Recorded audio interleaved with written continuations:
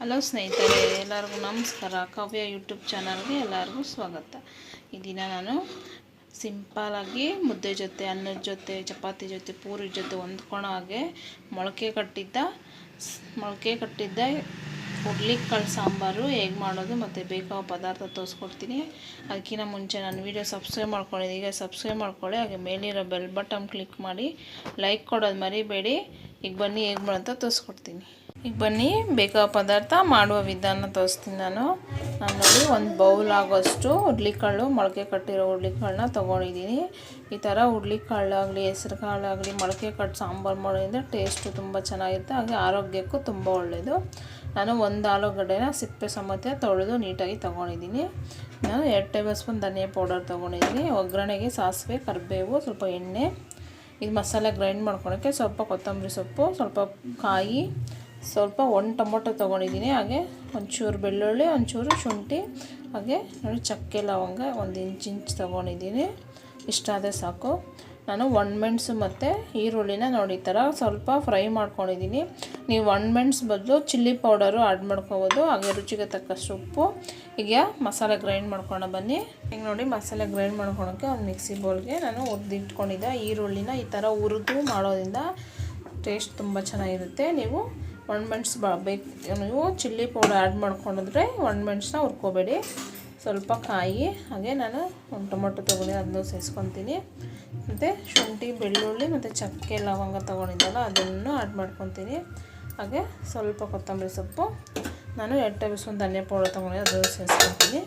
ಈಗ ಇದಕ್ಕೆ ನೀರು ಹಾಕ್ಕೊಂಡು ನೈಸಾಗಿ ಗ್ರೈಂಡ್ ಮಾಡ್ಕೊಬರ್ತೀನಿ ನೋಡಿ.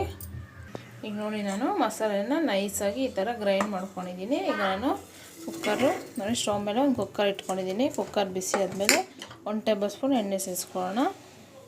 1 ಟೇಬಲ್ ಸ್ಪೂನ್ ಸಾಕು. ಈಗ ಎಣ್ಣೆ ಕಾಯಿದೆ, ಆಮೇಲೆ ಸಾಸಿವೆ ಆ್ಯಡ್ ಮಾಡ್ಕೊಳ್ಳೋಣ. ಈಗ ನೋಡಿ ಎಣ್ಣೆ ಕಾದಿದೆ. ಈಗ ನಾನು ತೊಗೊಂಡಿದ್ದೆಲ್ಲ ಸಾಸಿವೆ ಅದನ್ನ ಸೇರಿಸ್ಕೊತೀನಿ. ಈಗಿದು ಚಿಟಪಟ ಚೆನ್ನಾಗಿ ಚಿಡಿಲಿ. ಈಗ ನಾನು ಕರಿಬೇವು ಸೇರಿಸ್ಕೊತೀನಿ. ಈಗ ಲೋ ಫ್ಲೇಮಲ್ಲಿ ಇಟ್ಕೊಂಡು ಸ್ಟವ್ನ ಈಗ ನಾವು ರುಬ್ಬಿರೋ ಮಸಾಲೆನ ಆ್ಯಡ್ ಮಾಡ್ಕೊಳ್ಳೋಣ. ಈಗ ಇದಕ್ಕೆ ಮಿಕ್ಸಿ ಜಾರ್ಗೆ ಸ್ವಲ್ಪ ನೀರು ಆ್ಯಡ್ ಮಾಡಿಕೊಂಡು ಅದನ್ನು ಸೇರಿಸ್ಕೊತೀನಿ ನೋಡಿ. ಈಗ ನೋಡಿ ನೀರು ಸೇರಿಸ್ಕೊತೀನಿ, ಸ್ವಲ್ಪ ಆ್ಯಡ್ ಮಾಡ್ಕೊಳ್ಳಿ. ಆಮೇಲೆ ಉಳಿದಿದ್ದನ್ನ ಆ್ಯಡ್ ಮಾಡ್ಕೊಳ್ಳೋಣ.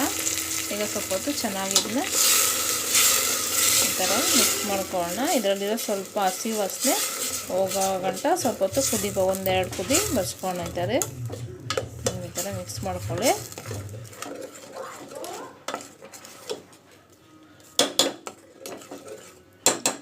ಒಂದು ಟೀ ಸ್ಪೂನು ಅರಿಶಿನ ಪೌಡರ್ ಸೇರಿಸ್ಕೊತೀನಿ. ಚಿಕ್ಕ ಟೀ ಸ್ಪೂನಲ್ಲಿ ಸೇರಿಸ್ಕೋಬೇಕು ನೋಡಿ. ನಾನು ಈ ಸ್ಪೂನಲ್ಲಿ ಅರಿಶಿನ ಪೌಡರು ಚಿಟಿಕೆ 1 ಟೀ ಸ್ಪೂನ್ ಅಷ್ಟು ಸೇರಿಸ್ಕೊಂಡಿದ್ದೀನಿ.